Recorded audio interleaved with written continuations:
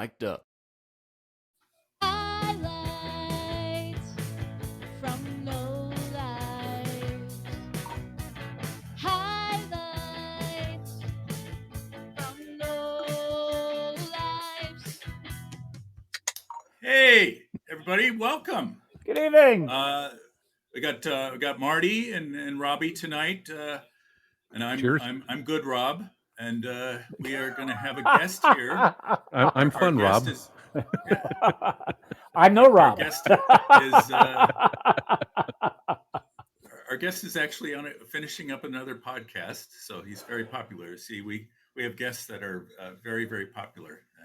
That's why the crowds for highlights from Lowlifes are so large every show. Okay. Right, Marty? Yeah, sure. Fine. Okay, fine. Sure. So I will wait to introduce our guest until he joins us. Should be any minute now. So you guys all know that we are a San Francisco Giants based show. Tell us, Robbie, Marty, what do you think of the Giants' start so far? That opening weekend was a disaster, especially on national television. And the Giants should just, Posey or whoever the bigwig is, should just say, no more national baseball games. We refused to get on a national broadcast because we stink on a national broadcast.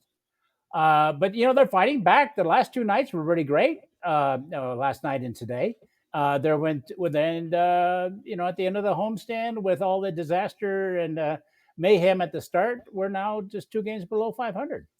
And unfortunately, the Dodgers are trying to run away with the division. But it's baseball. We got 160 odd left to go, so it's a long way. Yeah, but I'm optimistic at the last 2 outings. Let's put it that way. Yeah, Robbie. Well, they're 5-4 since I returned to the United States, so I feel like things are really looking up for me. It's been great. I didn't have to look at that Yankees debacle. So with me in the United States, they have a winning record. So everything's looking great from here. His modesty strikes again. Yeah. Yes. But Marty, I think the thing that he has not been able to do is comb his hair since he returned home. I mean, look at that. It's very Euro. Yeah. It's a Euro thing. Very Euro. Yeah. It's like a little. You walk down the street and there's a little sign that's just kind of circles that go up. It's called a barber pole. Let me introduce you to a concept. I mean, the way I look at it is, at my age, I can still grow it this long. I got to take advantage while I can because time's running out on the old hair. All right. Okay, I hear you. All right, I hear you. Know what I'm saying? All right. Yeah. Oh yeah. Enough of your silly banter. Jason Wood has joined us. Jason, hey guys. Hey. I made it. Cheers. You did really well on your last podcast. This is your doubleheader. Yes. Yeah. We got, I'm ready to relax Marty Brown and Rob Lanterman here as two more lowlifes to interview you tonight. Hey guys, nice to meet you. Nice to meet you. Yeah, the honor is mine. Welcome. Thank you. So let me give everybody an intro to Jason, and he can correct anything that I came up with. Today's guest is Jason Wood. He's somebody who really captures what makes baseball special, not just the game itself, but the stories and the community around it. Jason is the creator of Romantic About Baseball, which he describes as a place for baseball lovers to discuss, reminisce, analyze, cheer, and just love the game. What started with sharing historical baseball stats has grown into a full podcast platform for Jason. His flagship show is Romantic About Baseball, which covers current MLB storylines and deep dives into the game's history along with some collaborators. His network also includes series like A Fan's Journey and the Black Sox series.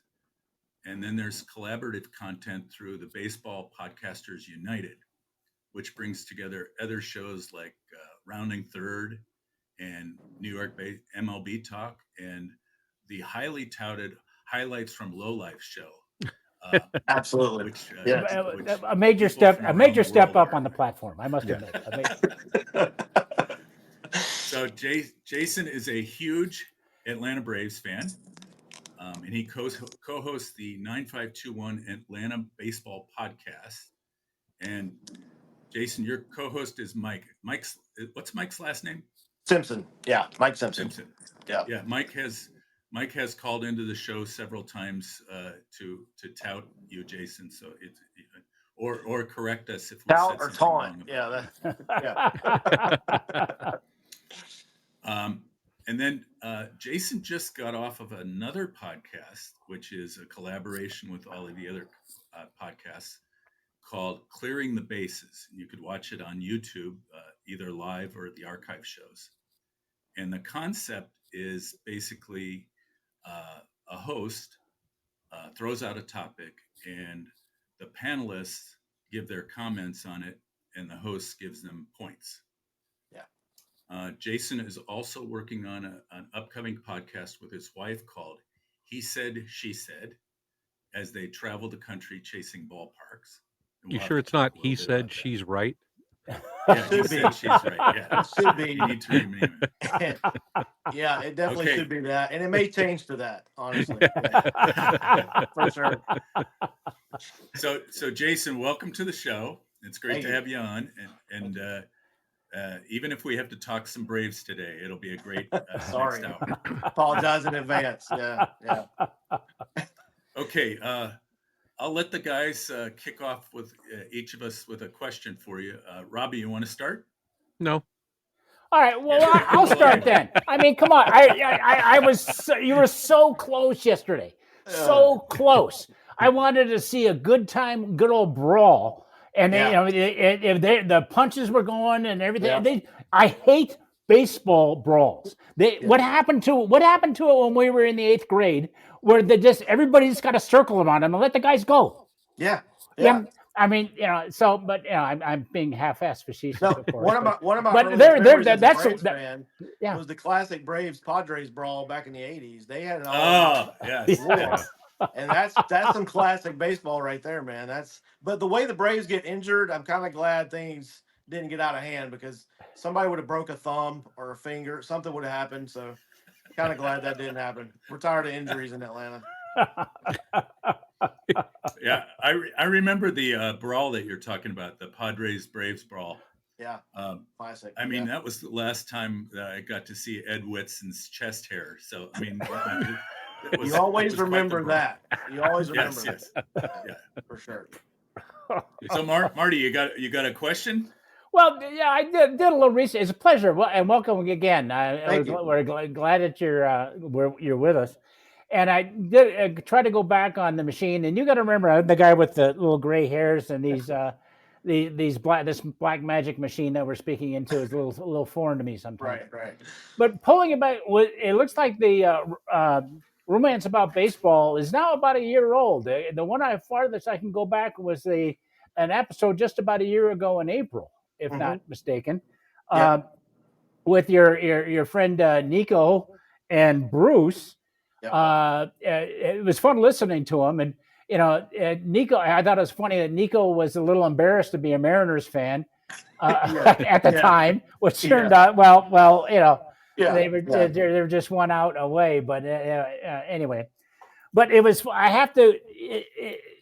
I wrote down a few notes from the opening paragraph where the guys got so excited at the beginning of the season, and now it's been 2025, and now it's 2026, and how quickly things can change. And Nico, I had to laugh because when I was listening to it, because again, this was a few days ago. He was talking about the dominance of the NL West, and specifically the Giants' reemergence. He said Buster Posey effect has been kicked in, and it looks like they're ready to surprise people. Yeah. Well, what a difference a day makes. If you go back less than 24 hours ago, they were already 5 games under 500. Yeah. And couldn't hit their way out of a paper bag. Yeah. I will say this for Nico. He's the only one of us of the 3 last year who picked the Dodgers to win it again. We were all picking against the Dodgers. I had the Rangers and the Phillies, so I really missed the boat there. So Nico did pick the Dodgers to repeat. He did not pick the Blue Jays to be there, but he does get some right. I'm terrible at prognosticating, so if I pick against your team, you should be very excited. Yeah. But it seemed like Nico was a great. They're both great guys. It was fun listening to their entire progress. Yeah. Nico was kind of like a little more enthusiastic, and Bruce's line when he responds was just a little more base, Blunt. or maybe realistic is better play. His line was saying they haven't played anybody yet. So Yeah, we're Bruce is Bruce is to the point, very blunt, very matter of fact. Yes. But it was fun. But it was fun listening to that a year ago, and they say you're great guys, and great. And it kicked off. Oh, there's one thing I wanted to add about. May I make a creative critique about the show? Absolutely. Yes. Go back to that original sign-on music that would sound like it was off a 45 record from about 1945 with the scratches and the bumps and the other things as you're taking along to the ball game. I loved it. I thought it was great. But again, I'm the guy with the gray hair, the receding hairline, and all that kind of stuff. But I got to give Bruce credit for that. He found that track, and you're not the first one to say that. So you will probably hear us going back to that. Yes. I thought it was marvelous. I was laughing the whole time. It is good. It's really good. I don't know where you found that at, but that was all Bruce there. Yeah. All right, I'm done ranting. Somebody else take over. Hey, Robbie, what do you got? Yeah, there's some similarities between our podcasts. However, we tend to stay away from the current events, and you guys do get into that, and yet you're romantic about baseball. So to be romantic about baseball, you've got to have some sentimental storytelling. How do you balance that kind of romanticism, as if you will, versus like the you have to be critical and analyze the kind of current events that you guys got going on. We don't have to do that, so it's a lot less thinking for us. I'm curious how people who are smarter than us actually handle their show. Well, I don't know about the smarter part. So I can tell you exactly how that came about. So yeah, the romantic side is what I like. The history, the nostalgic angle is my favorite. I the most fun I've had was doing the Black Sox series that Rob mentioned. That was a ton of fun for me to dig into that. I knew about it, but to get into the details. But the way we came about the format was when we first started this. We discussed it, and we felt like to grow a brand new podcast, we really needed to talk about the current game to get people on board. And then our plan was always to branch off and do series on historical aspects. So I haven't done as much of that as I wanted to yet, just because unfortunately I have a job, a real world career, and I have a family. But yeah, the Black Sox thing was great. The fans' journey thing was great. I'm working on one about the 1970s that I wanted to have out already, and I'm still working on it. So, but that's kind of how it came about. We just felt like it would be easier for us to grow from scratch, talking about the current game, get people interested, and then branch off and do some historical stuff. And so that's kind of how we came about that strategy. Gotcha. Yeah, because we're more like four guys got to the bar to watch the game and then realized it's an off day. Right. So now what are we going to talk about? Like, let's talk about Juan Benitez. Yeah. That's, and I think that's great. Let's sit down. Let's talk about Carlos Mendoza, right? Yeah, there you go. On, right? So yeah, no, I love all that. I love that aspect of it. And Bruce and Nico, they're great. We all have different schedules, and so actually the RAB podcast has been a little inconsistent lately, and we've been focusing on this new show that Rob mentioned, Clearing the Bases. So. But we'll get back to it, and we'll get back to the old theme music too. We'll get that back in there. Hey, thank you. Good. You just have to listen. Just promise me you won't stop listening after the intro. You'll keep listening to the. Oh yeah. Oh, okay. Most definitely. Well, we put ours together, Jason, and we're 130 something episodes in. Yeah. And I would say, 115 of them are baseball, because that's our true love. Yeah. And every once in a while, the guys worry, are we going to have enough topics to talk about? Yeah. And I've never, ever worried about that. There's so many things you can talk that's another thing I love about baseball. Yeah. So much history. Yeah. Yeah. So tell us a little bit about how the 9521 Braves podcast came together. How do you know Mike? And what do you guys hope to accomplish? Is it a show that only concentrates on the current Braves, or do you do some history there too? Yeah, that's a great question. So I started it last season as a Braves fan. I just enjoy talking about the Braves, or I did at least until I saw how the season was going to go last season. But I was doing it by myself, and I would just recap kind of the week before. And it got to be too much for me last year trying to do the REB and the page. And like I said, my regular job and all the things. So I kind of dropped it, especially when the Braves were just miserable about midseason. I went to the All Star game, which was a blast, and then after that, I kind of took a back seat on the Braves because of the way they were playing. And then Mike came along. I met Mike on the Facebook page. He actually lives in Boston. He's from Boston, but he's a Braves fan. He grew up watching the Braves on TBS, which is a common theme across the country. That's how I got into the Braves. And his family was big Red Sox fans, and he wanted to be a contrarian. So he became a Braves fan. And What, he's a a huge what? Braves You want to fan. be a what? That's a big word. We don't do big words. Contrarian. Contrarian, Marty. It Opposite. means Huh? something Opposite. different. Oh, Yeah. okay. Yeah, Well, thank yeah. you. I'm sorry. So, no, it's funny because my son recently moved to Boston. So my son's up there, and Mike's up there. But we just decided, I decided I needed somebody to talk with on the podcast. Like I wanted to bring it back, but I was like, I can't do this by myself. I need somebody to bounce things off of. So I asked Mike. We had been talking on Facebook, and he was on board with it. So we're trying to. Mike actually loves history as well. So he has actually done one episode where he did a story about the early years of the Braves franchise, and he's going to continue to pick out segments of the Braves history and do some things about that. So we are going to try to work in some historical stuff to that as well. So yeah, it's been a lot of fun doing that one because you get to focus on one team and not try to keep up with the whole league every day. So that's a lot of fun. May I suggest a deep dive into Rabbit Moranville? Yes, I know all about Rabbit. Yes, absolutely. Yes. Kid Nichols. Yeah. We can do all those guys for sure. Yeah. Yeah. So, Jason, just so you know, in every episode of this show, no matter what the topic is about, Marty will mention Abbott and Costello, and Robbie will mention Rabbit Miranda. Okay. So, It's a tradition. I got it. Yes, who's on first? Right. Absolutely. Yeah. No, I like it. That's good And stuff. by the way, 7 times 13 is 28. Absolutely. It is. All right, Marty, what do you got? Okay. Thanks. Hey, this was again. I was listening to Romantic About Baseball, and it was a show you guys did in February, and you brought up ABS. Yeah. And I'm here in Reno, Nevada. I'm not in the Bay Area. Yeah. And Reno has a team. They're the AAA team for the Diamondbacks. Mhm. So we've had the ABS system here for about 3 seasons now. Yeah. And I must admit I'm a convert.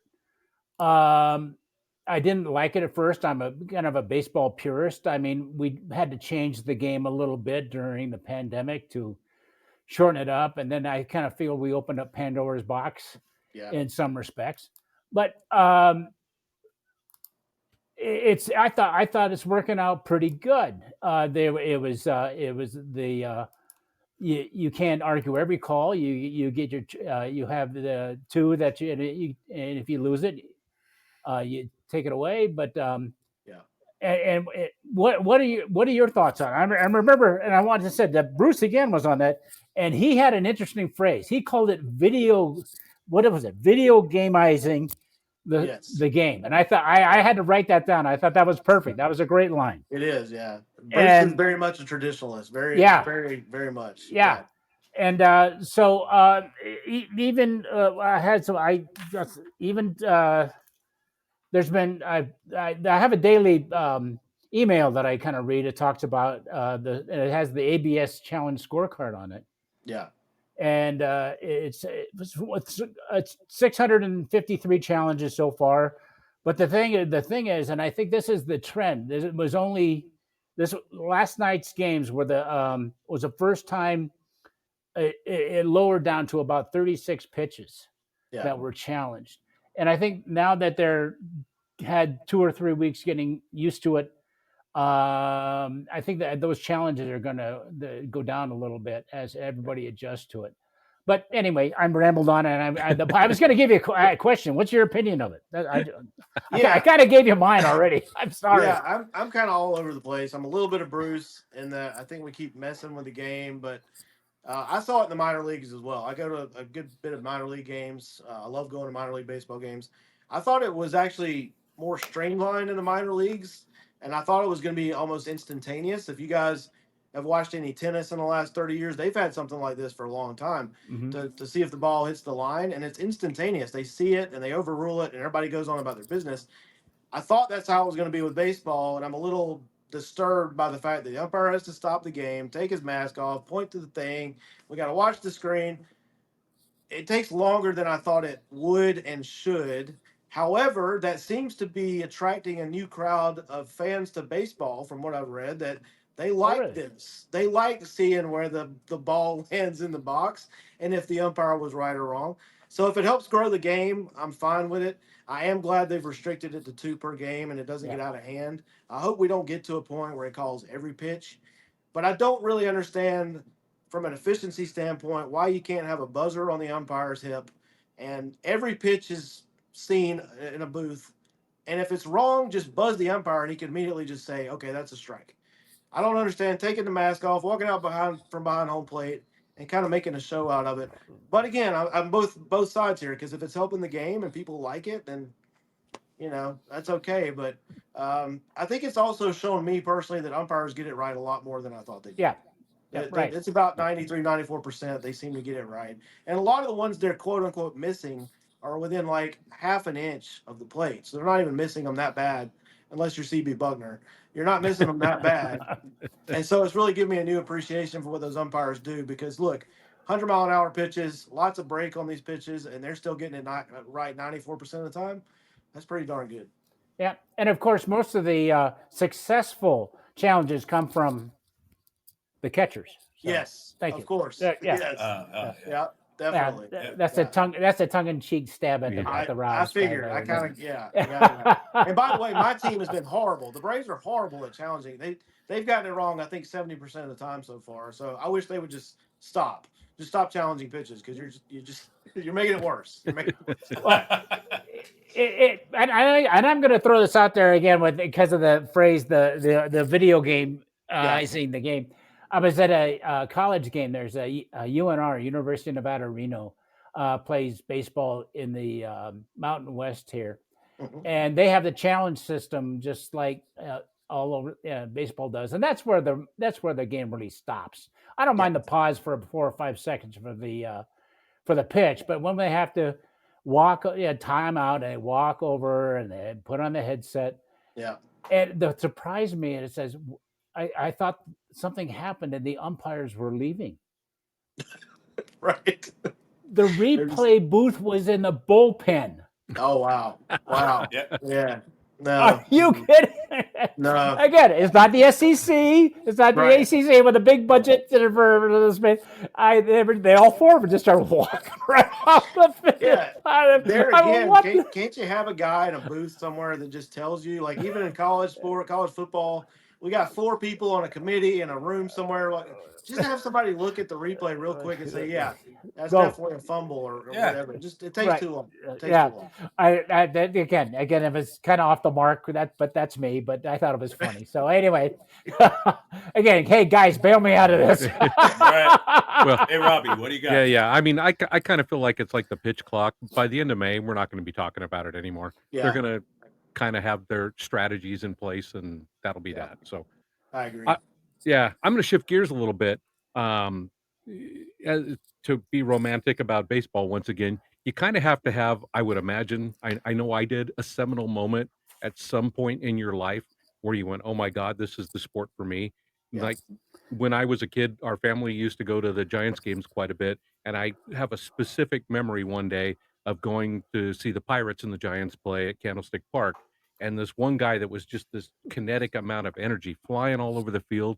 He just looked so much different than everybody else out there. And of course, that was Clemente, Yeah. Roberto Clemente. And at the time, I was like 4 years old and going, oh my God. Roberto is Spanish for Rob. Like, but I specifically remember the way he moved and everything on the field, and Yeah. like, this is it. I'm in. Yeah. You, so I mean, there's got to be some seminal moment in your life there that kind of did the same thing for you. Yeah, I think for me, I can pick a moment, but I think it's more of a set of moments from my childhood. I was very connected to my grandparents who watched the Braves in the 70s on TBS and then to the 80s. And when I was a kid, spending time at their house and that kind of consistency of having a game on every night and just knowing that for 6 months out of the year, what you were going to do, you're going to sit down and watch the Braves. And I'd be at my grandparents' house and we'd watch the Braves and the Braves broadcast team in the 80s, Skip Carey and Pete Van Wieren and Ernie Johnson, they became like uncles that I didn't know. Like they were part of the family because they were in our living room every single night. And so my first memories of baseball are really watching the Braves on TBS, and they were terrible when I first started watching them. But Dale Murphy and Bob Horner and Rafael Ramirez and Glenn Hubbard and all those guys, but really the announcers. And my grandfather had a very dry sense of humor, like Skip Carey. And so those two, he loved Skip Carey, and those two, they weren't talking to each other, but Skip Carey would make a comment and my grandfather would make a comment about that comment. And it was hilarious. And at my age, I didn't always understand the jokes. I came to understand them later sometimes. But if I had to narrow it down to one moment, it's very similar to yours. The first Major League Baseball game I ever went to, 10 years old. It was my birthday present that year. I went to Fulton County Stadium for the first time. Braves Phillies. So I saw Dale Murphy. I saw Mike Schmidt was playing for the Phillies, and just the first time you walk into a major league ballpark, and everybody says the same thing, but the color of the grass and the way the field pops, and Fulton County Stadium, I don't know if you guys remember, but it had different colored seats. So there's all this color, and you put that with the grass field and being there. And yeah, I'd watched them on TV for several years at that point, but for the first time to be inside the ballpark and experience a game, I still have vivid memories of that. So, but yeah, that's kind of where my Right. fandom was born. And of course, it just expanded as the Braves actually became a really good team in the 90s, and kept that connection with my grandparents for a long time. So That's that great. was, that's kind of how it all started for me. And how many Biff Pokeroba jerseys do you have? I I still got a Rick Mailer jersey. Rick Oh yeah, yeah, yeah. No. Yeah. Look, I still like my wife and I recently went to Atlanta for opening weekend, and we were both wearing Dale Murphy jerseys. So I still have a strong connection to the 80s. And Good there's for nothing you. like 80s baseball and Good for you. TBS. And Yep. if I could go back and do that again and live through that again, I'd do it in a heartbeat. Even though the Braves stunk most of that time, I'd still go back and listen to those guys call the ball game. Yeah, Yeah. yeah. Very cool. Very cool. Yeah, I remember listening to Skip Carey.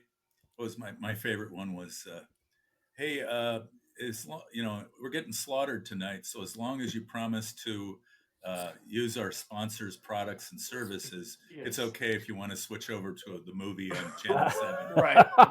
Yeah. He had so many great lines. I think there was one he did the intro and they played the Dodgers. I think it was the third game, and he's like, "Well, the Braves have been obliterated the last two games. We'll see if they can actually do something positive tonight." Like he didn't hold back. He was very very blunt about it. So yeah, I miss him. And for a long time, of course, Chip was our announcer as well. He's with the Cardinals Yeah, now, but yeah. that was really really cool to have Chip for a long time and have that connection. But yeah, man, if I could go back and just listen to a lot of Skip Carey's calls, you can pull some up on YouTube, and sometimes I'll just go relive some old moments. It's good stuff. It's good stuff. Yeah, Yeah. yeah. All right. Hey, I got one for you. So this is kind of an educational question for folks that are tuning in. Oh. So obviously, Romantic about Baseball is a podcast, Yeah. but it's also an umbrella for a brotherhood of podcasts. You have the Baseball Podcast United. Yeah. So, as can you take us through each of the podcasts that you have the partnerships with? Yeah. And tell us briefly about who the hosts are and what the podcasts are about. Oh, put me on the spot on a couple of these. So, yeah. So, we've got several that we've kind of come in and out with, but Rounding Third, you mentioned them earlier. They're part of the Clearing the Bases show. That's Nick Arno and Harrison is his partner. And I want to say Harrison's last name is Smith, but don't hold me to that. But Harrison and Nick, they host that show, and that's a fantastic show, guys. If you Yeah, get a that's my chance, favorite. Yeah, they they're do great. trivia. And Nick's super knowledgeable. So is Harrison. So it really encourage you to follow. They got a podcast, but they also do live trivia. I think it's Wednesdays and Friday nights. So they're super, or Tuesday and Friday nights. Then we've got NYMLB Talk, who's also a part of Clearing the Bases. That's Rob Morosco and Chris. I'm going to butcher his last name, so I'll leave it alone. But Chris and Rob do a great job. So Rob's a Mets fan, Chris is a Yankees fan, and so they talk Yankees and Mets, but they also talk all of baseball. They get into everything. So, and they got the New York accents, which I'm definitely not used to being from Alabama. Oh So it's yeah. fun to listen to those guys, and they're great. So yeah, and then we've got some that Can they're I ask kind of you affiliated. before you go on? Yeah, Can I ask you a follow up to that? yeah, absolutely. So here on Mic'd Up, there's a show called Yankees Coast to Coast, Uh-huh. and it's two guys arguing in spite of the fact that they're actually agreeing the whole time. So I'm assuming that your Yeah. partner podcast is the same kind of thing. They It's a yell at little each bit other and like, they're yeah. completely on the same page. Sometimes they are on the same page, but they sound like they're at odds. You're right. Yeah. I hadn't thought about it that way. Yeah, that's good. That's a good point. And some of our collaborators too don't necessarily have a podcast. So we got Big League Takes. That's Lorenzo. If you watch the show, Lorenzo, super knowledgeable. He's good with stats. He creates content for a Facebook page and on X. So he doesn't have a podcast, but he's become part of ours, and he's gonna, I'm sure, be on our REB podcast some more. We got the My Oh My podcast. That's a Seattle-based sports podcast, and they cover all Seattle sports. But of course, during this time of season, they're focused on the Mariners. I'm sure they're still on a high from a Super Bowl title for the Seahawks a few months ago. So they're great. That's another one. They have a podcast you can listen to. Oh boy, I know I'm leaving people out. A couple of content creators that aren't podcasters, but nostalgic baseball geezer. That's Justin Rinaldi. He's a great guy. He likes to dig into the historical aspects, so I really connected with him. He's been on our show once or twice, and then also baseball history dork.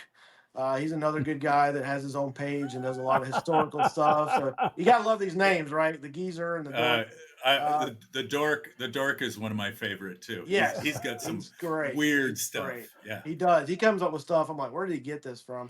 I just realized those two guys should do a podcast, the geezer and the dork. That'd be a great. Oh, yeah, there you go. Great You're on it. title. You got it. I'm gonna There suggest it that to Justin. I'm gonna be like, hey man, y'all need to do that. The geezer and the dork.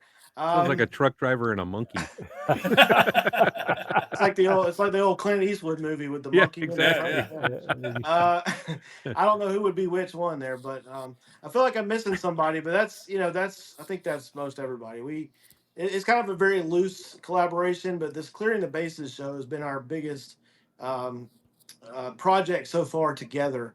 And I think we've only done 2 episodes, but I think it's working really well, and we're having a lot of fun Yeah. with it. Yeah. So It's a lot of fun. Yeah, we're hoping to kind of hope that takes off some more and people enjoy it. So it's just been a lot of fun meeting these guys. I mean, I've met all of these guys through Facebook and podcasting, and I never would have met Rob. So it's been a lot of fun. That's been the best part of this, is talking to people about baseball and their fandom and how much they love the game. And like the question you asked earlier about how I got into it, I love asking other people. That was the Fans Journey series, just asking people about their fandom and letting them tell their story. And that's been a lot of fun for me. Yeah. All right. Hey, Jason, we got to take a break and do our favorite part of the show. This will take us a minute and 30 seconds. Okay.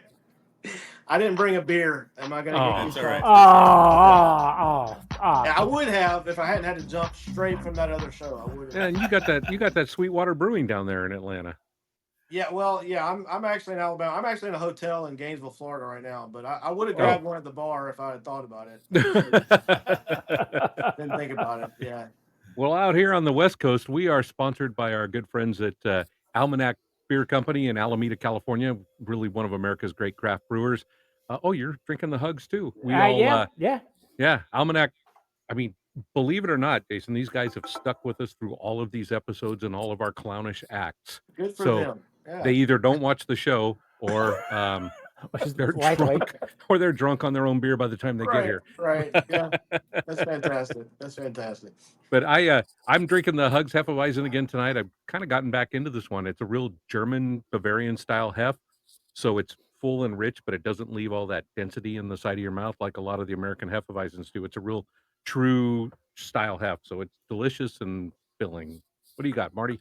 Well, ironically, I got the same thing, and Almanac has a number of different styles, from lagers to IPAs to stouts, porters. They run them the whole gamut. And the funny thing about the Almanac is they keep humbling me, is what they do. I must be honest. I said I don't like IPAs, but try it. It's very good. It's not that they give you the full aroma of the hops, but it isn't bitter going down. Hugs, it's that wheat, that full wheat, heavy taste in your mouth. Not this.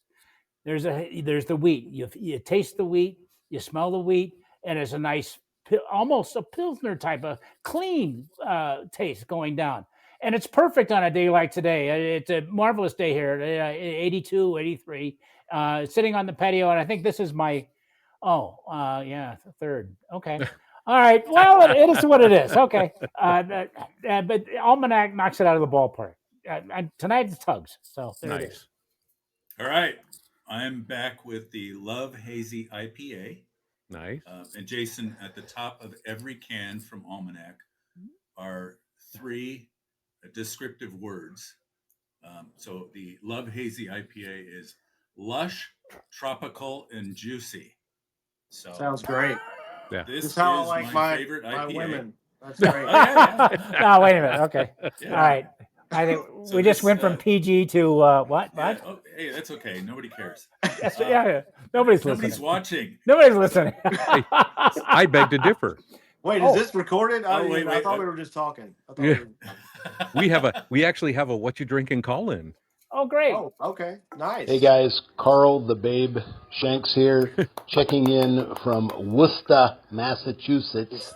What am I drinking tonight? Well, I was drinking a Never Dropkick a Murphy Irish Red Ale from the Craft Roots Brewing Company here in Massachusetts.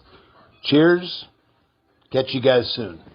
That sounds All right. wicked Thanks, awesome. Carl. Wicked awesome. awesome. Yeah, that sounds great. Yeah. Dropkick Murphy's beer. I'm all in on that. That's great. Anyway, if I had to recommend an IPA, it would be the Love Hazy. This is still my favorite IPA. Nice. Excellent. Well, once again, thanks to Almanac. And if you find yourself in Northern California, stop by the brewery in Alameda. It's really worth putting on your agenda, whether you live here or you're traveling into the area. And again, I can't stress enough, they are one of America's great craft brewers. And if you go to the brewery, you be sure to tell them you heard about them from the Highlights from Lowlife show, and they may take pity upon you. All right. They won't kick me out. I mean, that's okay. No. I'll take your money first. Yeah, right. First. All right. Hey, Rob, let's do another round of questions. FedEx me one of those beers. FedEx me one so I can try it. I'll try it out. We'll find a way to get you some beer. Okay, Yeah. sounds good. This Sounds stuff's good. Yeah. Robbie, sounds like how it. many varieties of beer do you think they have? Well, I know they have like 9, I think, that are out in the market for retail, but they make up to like 23 things. They let the Oh, wow. brewers indulge themselves into some small wood barrel batch things and Nice. Well, one-off beers and things like that. So there's plenty we, to choose from. we already know they have a couple dozen sours. So, Yeah. Hey, they started as a sour brewery, yeah. sours exclusively, and then it moved on. So They have to bring back the double secret probation. Yeah, that's right. I've mentioned that All right, hey, multiple Marty. times for you. Thank you. Marty, give us another question for Jason. All right, Jason, I must admit I'm a little unprepared for this question, but in pulling up Romantic about baseball and seeing all the shows, I did listen to the first half about the Black Sox scandal series. Yeah. And you said, and you mentioned, Robbie and his Robert Moranville. I guess this is probably one of mine. During the pandemic, everybody was kind of doing their own thing, and 8 Man Out came on, and and then I started doing some research and deep dives myself. And I'm halfway through season 1, and I apologize I didn't have the whole thing, but you're doing a great job with it, setting the tone, and I'm really interested in listening to more of it, and see where the blame lies, and because that's what they easily try to do now, is put blame somewhere when and that it was just prime, and it was prime, and there's a lot of nobody came out of that clean, pretty much. No. So interesting to see how that turns out on your podcast. So I'm looking forward to that. So so thanks for doing that. Yeah, no, I had a blast with that. That's my favorite thing to do, and that had been a story I've been interested in a long time.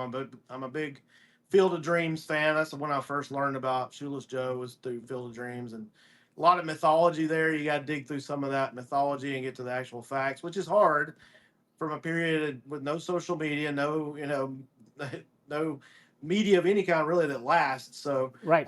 Getting down to the bottom of it, I think you said it exactly right. That whole thing, there was nobody that was without blame in that situation. So placing all the blame on one place is really hard. But I had a blast doing that. I hope you enjoy the rest of it.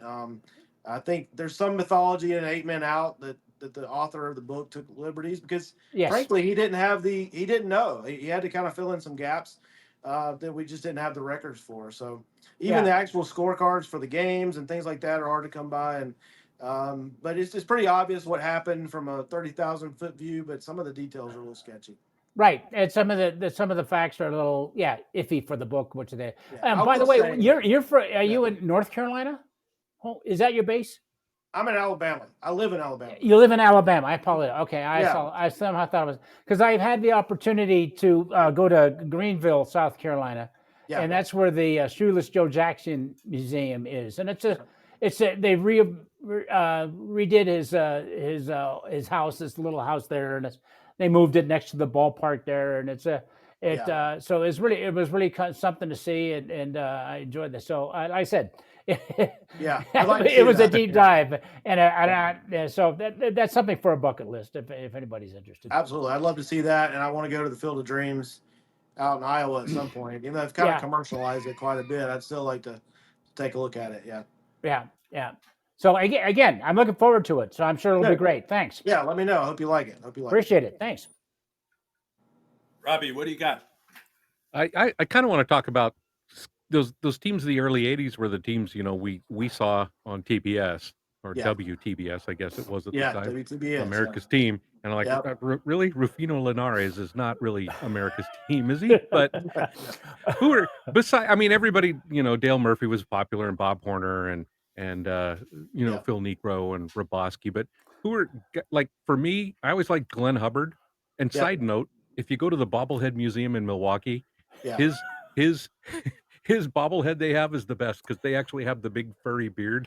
Nice. Like, Glenn was one of my favorites because I identified with him. I'm a short guy. I was a short kid. Glenn was a short guy playing second base. I played second base in the Little League. And Glenn was he looked a lot like my stepfather. So I identify with Glenn Hubbard a lot in many different ways. So he was one of my favorites. Ken Obergfell is a guy that people kind of forget about. Right. He played third base for a while. Sure. Rafael Ramirez. He had some showboat in him. Pascual Perez, the one that got lost trying to get to Fulton County Stadium, missed the game. That's right. Having driven in Atlanta many times, I can tell you that's not crazy. It's not as crazy as it sounds. Claudio Washington was on those teams. Ted Simmons played for a period of time with the Braves in the '80s. So, Glenn Hubbard was actually one of my favorites. Yeah, Gene Garber and Al Roboski. That had to be some colorful times. Absolutely, yeah. And then Bruce Sutter, of course, was just a lot of great names there. It's kind of amazing the Braves didn't win some in the '80s. They did have a couple of good seasons, '82, '83. They were pretty good. Murphy had MVP awards those years. At that point in my life as a kid, I didn't care that much about the winning and losing. It was just watching the ball game and seeing if Dale Murphy hit a home run. That was really more for me as a kid. The winning came along later, and then you get addicted to that. But the fun of it back then was just watching the ball game with my grandparents and just kind of chilling out. Yeah, there were some fun guys like Jerry Royster and people like that were just funny guys anyway. So Yeah, that's for sure. that made it work. Yeah, Oh for yeah, sure. yeah. And Skip was always really good because he knew the team Yeah. was bad. Yes. So he'd say, "Oh, hey, Jeff Dedman's coming in. He's kind of on a hot streak. He's retired 2 of the last 7 batters he's faced." Right. Yeah. Yeah. But my favorite thing, and I'm sure you guys heard him do this. My favorite thing, and Chip would do it as an honor to his dad, but Skip, they hit a foul ball, and Skip would say, "Oh, that was caught by the Robinsons from Marietta tonight." Like he had no idea who the people were. But he would just randomly pick out a name and a city in Georgia. He's like, the Smiths from Macon caught that ball, that foul ball. So he had so many great things. If there was an attractive woman in the crowd, you were definitely going to hear about that. Yep, So yeah. Oh yeah, yeah. yeah, he had all kind of great one-liners. And then, when Don Sutton joined the crew in I think it was the late '80s, early '90s, him and Don, I don't know if it was real life they didn't get along or they just did it on air, but they would butt heads and it was hilarious and it was great stuff. Because back then, guys, the TV they would do TV for 5.5 innings. And then they'd switch, and the guys that were on radio would come do TV for the second half of the game, and the guys on TV would go do the radio. So you got all 4 broadcasters a lot of times that way, just listening. But I used to love to listen to them on the radio. I still love to listen to baseball on the radio. There's just Oh something yeah, about that. Yeah. Yeah. yeah, Yeah. yeah. Hey, Jason, I was watching a documentary about baseball in 1968. Yeah. They do. It's depicting what was going on in the United States when the Tigers and Cardinals were playing in the World Series, Yeah. and they basically are honing in on the fact that in this city where Major League Baseball is holding this pinnacle event, there are race wars going on, Yeah. and the Negro population at the time was being oppressed, Yeah. pretty badly. They said that was corrected by baseball and the government in the 70s. That a lot of these teams were actively looking to make sure that this didn't happen to any of their players or fans. Yeah. So they talk about the 70s being this colorful coming of age time period for sure. baseball. Yeah. And you are doing a series about the 70s. Yeah. What trying. what are you Yeah. trying to accomplish with that series? Yeah, one of the things, there's a great book I recommend to you guys, and I haven't talked to him in a couple months. I set it up to speak with the author. His name's Dan Epstein, and he wrote a book called Big Hair and Plastic Grass. And it's all about the 70s baseball scene. And he does a great job of kind of just going through the decade and talking about not just on the field, but what's happening off the field. To your point, the counterculture stuff that was going on. And, I was born in '77, so I have to learn this stuff. This was kind of before my time, but I've always been fascinated by that. You had to you had to 1960s and throw that 70s. jab in, didn't you? It's before your Hey, time. look, Yeah, yeah, that was yeah. my. Look, You had to throw that one in. Thanks a I lot. manage Thanks a bunch of lot. younger people, and I get tired of feeling like the old guy. So I love being on this show. You guys can have me back anytime. I feel younger. Give me the But title yeah, of that again. Wait, what was the title of that again? I'm sorry. What's that? The title of the book Epstein's again. book. Epstein's book. Big hair and plastic grass. Thank you. Yeah, it's great. It's really Epstein's great. book, it's all redacted. Oh yeah. Yeah. It's Yeah. Epstein. Oh, jeez. As far as what I'm trying to do, it's kind of maybe a more concise. I don't want it to be that long, but just look back at the '70s, the important events. The '70s, as a Braves fan too, hold a special place because of what Hank Aaron did, and you mentioned Clemente earlier. If there's 2 players that I wish I had been able to see play in person, it's Hank Aaron and Roberto Clemente, and of course they were both a part of the '70s as well, a big part of it. So. Just trying to tell some of those stories, Rob, and especially with some of the off the field stuff like you're talking about, and then Kurt Flood was a big part of that story in the Right. '70s and free Sure. agency. And, Yeah. so there's so much to dig into there. It's like you said earlier, like you worry if you're going to run out of subject matter, but you can't with baseball. There's just so much there. So yeah, that's what I'm trying to do is kind of put that together. And I was going to do it kind of in broad strokes, but as I've moved on with it, I think I'm going to break it down year by year and just talk about what's happening in baseball. But that's a project. That's been a little bit more difficult project than the Black Sox because it's just so much more of a scope. But I'm Yeah. hoping to just kind of tell that story because baseball definitely took a different turn in the 70s from the 60s, and then it evolved again in the 80s and in the 90s. So that's what baseball does. It evolves, it transitions. But the great thing about it is it's still the same basic game it was in 1903. You know, you're trying to hit a Yeah. round ball with a stick, and somebody's trying to pitch it to you in a way that you can't hit the round ball with a stick. So if as long as they never change the basics of the game, I think I'll always love it. But I have this place in my heart for a time that I never lived through. You know, 1930s, 40s, 50s, 60s baseball. I wasn't there, but I just have this nostalgic spot when I watch and I read about it. It just seems like a fantastic time to be a baseball fan. And, you know, the Oh names, yeah. the Mickey Mantles and all, and, you know, it's just, there's so much there to dig into. It's almost overwhelming. But if I can get it all concisely broken down, I'm hoping to get that out by midsummer. I was going to have it out Wow. before the season started, but I'm hoping now to start it by maybe midsummer. Well, It's quite an undertaking. Wow. I'm It is. I'm It going is. to volunteer my friends here. Yeah. We watched baseball through the 70s. Yeah. Yeah. Yeah.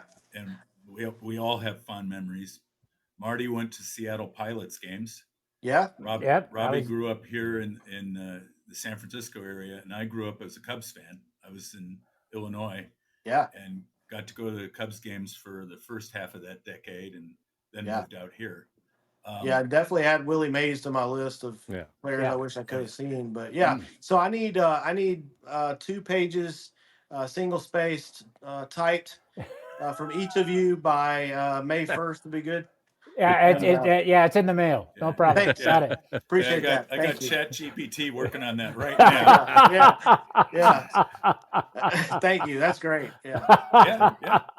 So I'm Hey, going we to got jump. about 10 minutes to go. I'm going to jump ahead of Marty when you're ready. Sure. Oh, go ahead. for it. Sure, So I go. kind of want to follow up on this theme with the 70s stuff because I remember, and even as we do Immaculate Grid and things like that now, Yeah. 60s and 70s specifically, players were sort of pigeonholed as American League players and National League players. Yeah, for sure. You know, and there just wasn't a lot of cross pollination of those guys. So you look Yeah. at guys that played for 9 different teams and they were all American League teams. So Yeah. I find that interesting in the way that's evolved now, obviously with the interleague play and everything. We're just not going to see that anymore. But That's a any great thoughts point. or anything on that?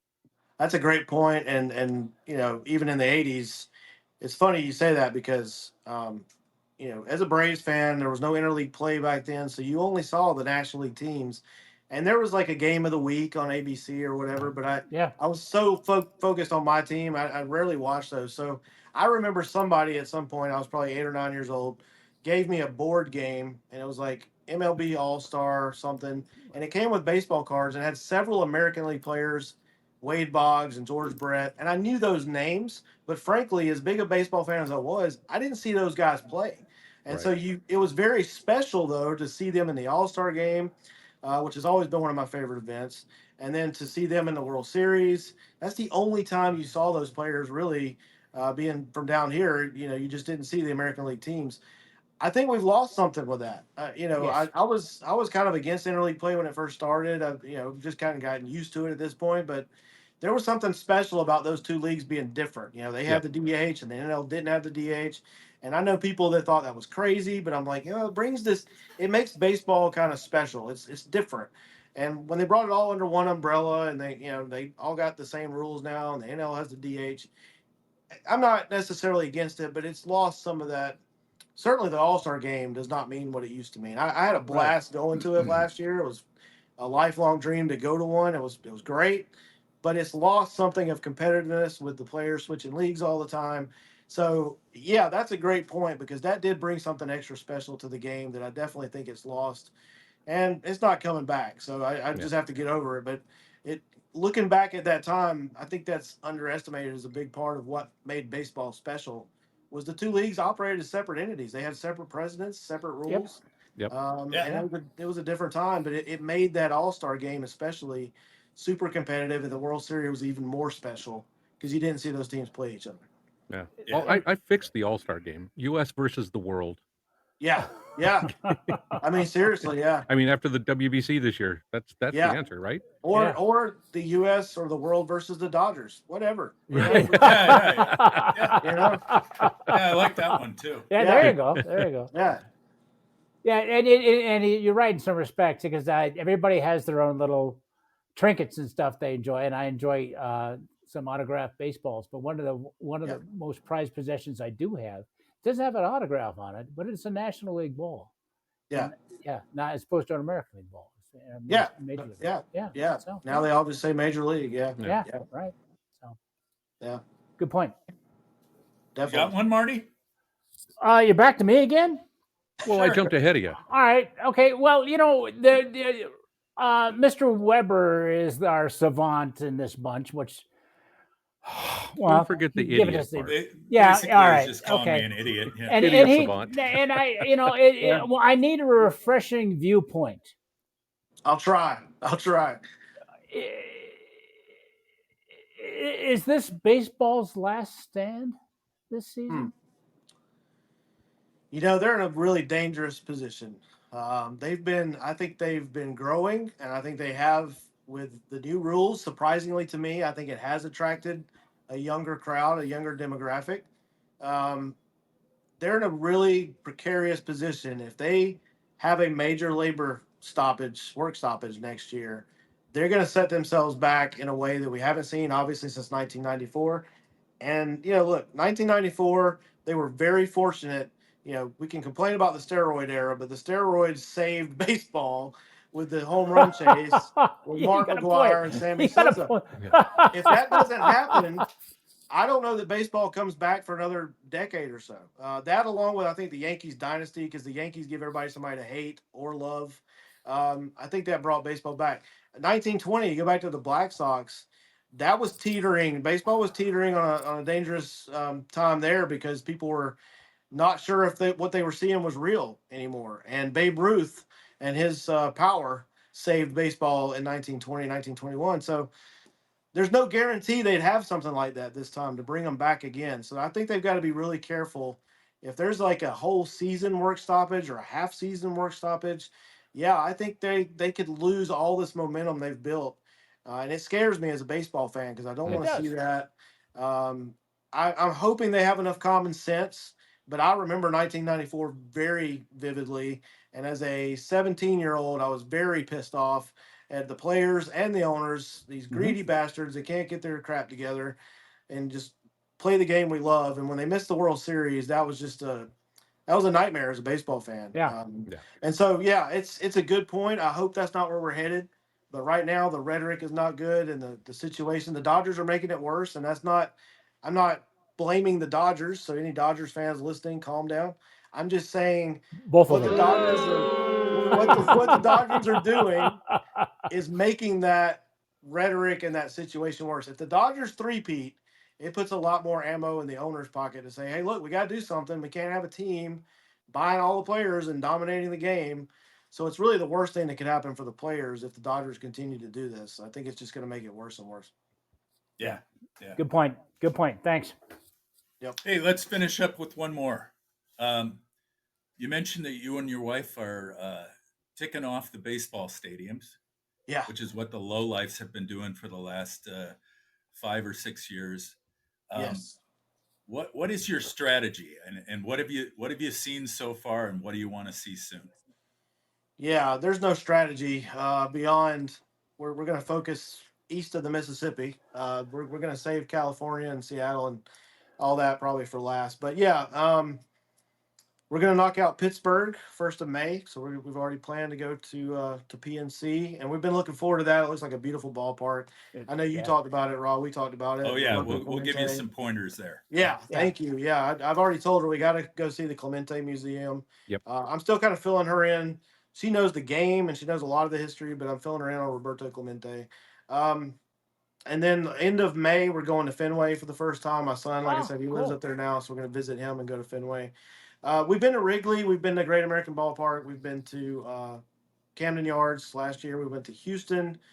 I've been to the Trop and to Miami. In fact, we're going, unless we change our plans, we're going to the Trop Saturday to watch the Rays Yankees. She has not been to the Trop, so she wants to knock that one off her list. So far, Wrigley was a religious experience for me as a baseball fan. Okay. You know, I grew Oh up. yeah. Yeah, I had WGN too, so it wasn't just the Braves. We had the Cubs, and so the Cubs were kind of a second team that I looked at, and Wrigley's always been that kind of that mecca. You know, I got to get to Wrigley, and it was everything I hoped it would be. It was great, and we also loved Camden Yards. We want to go back to Camden Yards. I actually met Bruce there from the podcast. He's the only person to this day I've met in person from any of these podcasts. So we met at Camden Yards and took in a game. Not super impressed with Houston. I guess it's called Daikin Park now. It's okay. It was great to be in the ballpark where the Braves clinched their last World Series, and Jorge Soler murdered that baseball in Game 6. But other than that, you know, it was an okay park.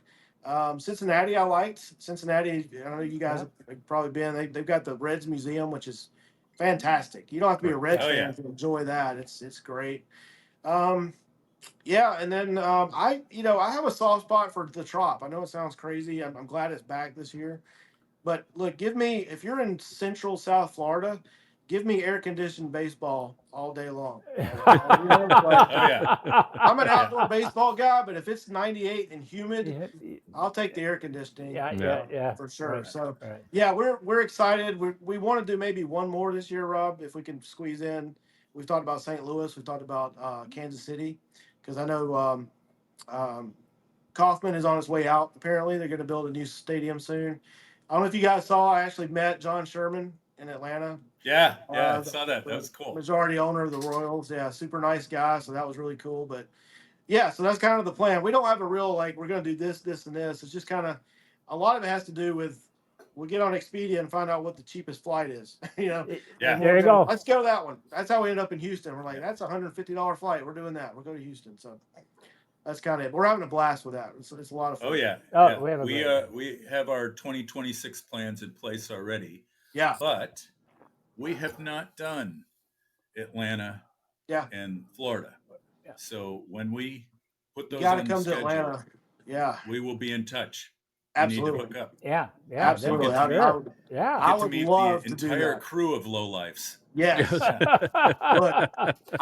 I just have this feeling, and I don't know. I have this feeling it would probably be one of the best times of my life to hang out with you guys and go to a ball game. So You would not be wrong. I'm Yeah. up for it. Yeah.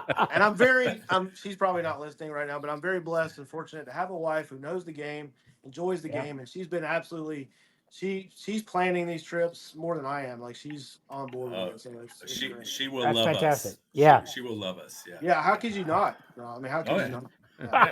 Yeah. She's only human. All right. Hey, That's right. Jason, thank you very much for joining us. Thank you, guys. Thank- It's yeah, great awesome. having you on the show. it's, Awesome. it's yeah, I'll talk especially it in the over East. with the guys, and we'll see if we invite you back. Especially, it's late back there in Florida. So again, thank you for taking Yes. no No time problem. to do that. It That's was a great. blast. Thank you, guys. It's great. Yeah. talking All to right. you. Appreciate Hey, it. Robbie, play us out. All right. Thanks, Almanac. Thanks, Mike Dup. Highlights from Lowlifes. Highlights And just like that, he was out of our lives. from Lowlifes.